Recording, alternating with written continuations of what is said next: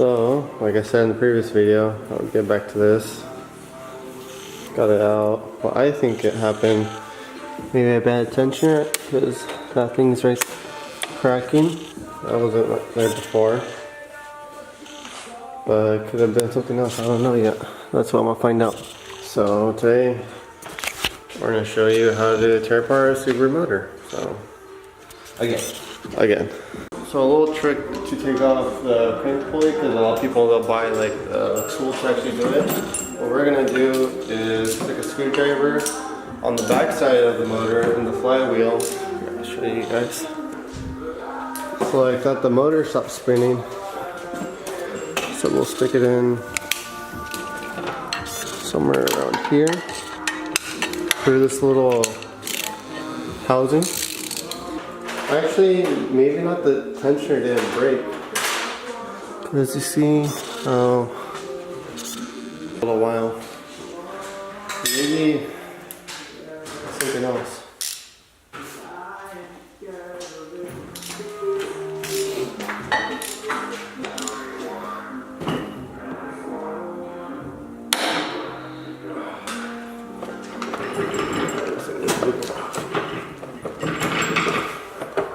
Like so. We decided to pull the TGVs with the manifold with the harness. That way we're grouping our items. That way we don't have to literally put every single bolt back together. I'm gonna set the crank to 0. That way we won't do any more damage, because I don't even know what's wrong with it. I thought it was a bad tensioner. Like there. So we got it in time now. So that mark is lined up with that mark. That mark is lined up with that one. These two are matching. That one's kind of loose. I saw that. I wonder how it got loose. I don't know, but all I know is for next time I torque it, I'm gonna give it that extra ugly. And some Loctite. Yeah. That shouldn't happen again. So now that we got that off, we're gonna pull off the cam gears. It's an 8mm on these, and then it's a 10mm on the Allens. So we're gonna grab those real quick. Alright. So now we're gonna take off the intake cam gears. And to do that, you need to buy this company 23 cam holder tool. You stick it over like so. And then that basically holds it in place. Oh shit. Well, you break that. There we go. Oh, that's loose. You can get the other cam tool. Same thing for the other side. So.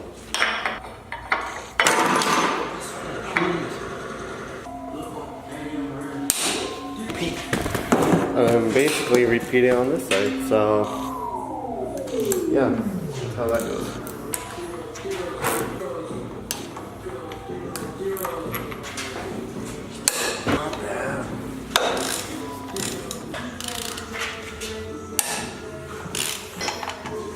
So after that, we have access to get rid of these covers. Then after that, we can start removing the spark plugs, as well as the valve covers and this hose up here. That way we can get to the fun stuff. So just go down on your 10 minutes.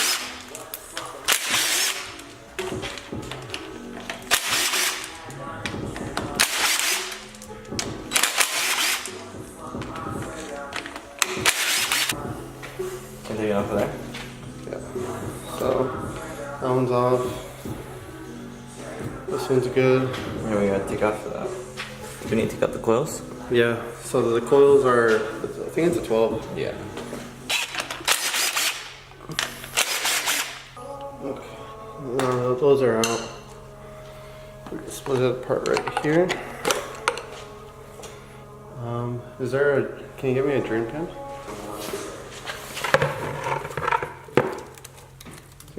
closer to the circle. Okay. I don't see any carnage yet. Okay. So now you start taking off the caps.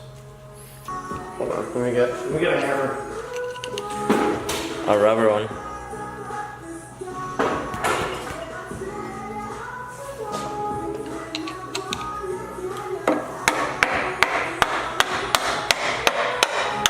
For those people that are talking shit, I'm beating on the bolt, so it's not doing too much damage, but I wouldn't recommend a 3-pound hammer either. Sledgehammer. Let alone. So now this is where the fun starts. We have to get a 12.14, or I think it's a 9/16 actually. The same thing, but that's what APR calls for. Well, okay, so we just pulled off all 6 nuts on this head, and now we can pull it off, I believe, because I don't think anything else is attached to them. Uh-oh, retard alert! I don't see anything over here. Oh, the exhaust manifold. So we just got the turbo kit off because the turbo bolts onto the heads. So we had to take that off. Then we pull out the head. There's all of that. In case you guys forgot, it's a twin scroll setup, 64-66. And I believe this one now, hopefully, ready to pull off.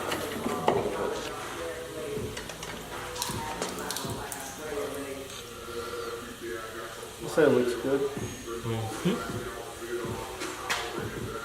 This looks fresh. Huh.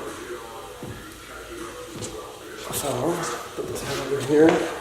Just give me a little tour. Wastegate dumps, radiator, clutch, cams, the cam gears, turbo pipes, alternator. Yeah, I got a pretty big mess. And there's still more to go. So now to do the passenger side. So same idea. I don't see anything yet, but I guess we have to pull off the head to see if there's anything, because I don't know, when I turned on one night it was just knocking tough. I was like, oh shit, I broke something. Okay, so this is not what I turned out to be. I thought like a chunk of my piston was gonna be missing, or something bad was gonna happen, but literally I don't see anything. And the heads, they don't have any bent valves on them, which I'm kind of pissed off about. Yeah, as you guys can see, no, they're all flat. So fresh. I'm kind of pissed.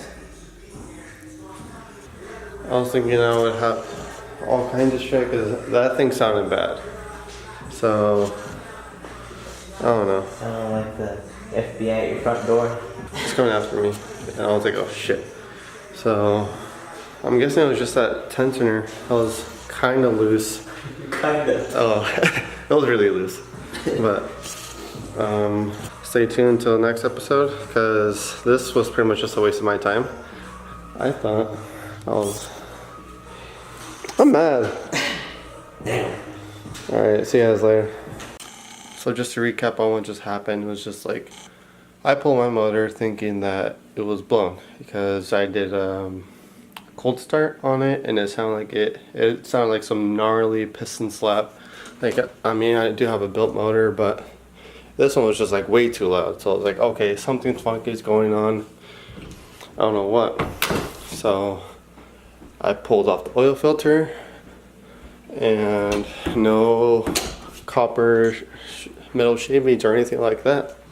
So like, huh, maybe it bent a valve or something went on. So that's when I decided to pull the motor and found nothing. So my guess was just like either the oil was too thick or or I don't know. There was some stuff on the tensioners, like on the whole timing assembly, like some of the bolts were, I mean, I remember I torqued them to spec, but they were already starting to get loose, so I think I'm just gonna put some Loctite and maybe like bump up the foot-pounds, maybe like 1 or 2 more, or 20, I don't know, I haven't decided yet. So yeah, so just a little recap. I'm kind of bummed out, honestly, because I was expecting to find a bent valve or like a blown piston or a cracked sleeve or something, but I did not find any of those. But I don't know why I bummed out, because it would have been a more expensive mistake, but either way I'm still gonna get better rods, better pistons, and a pour and polish head job, and max out the turbo, because that is a 6466. I mean, that's a pretty big turbo, but I just want to see what I can do with it, so stay tuned.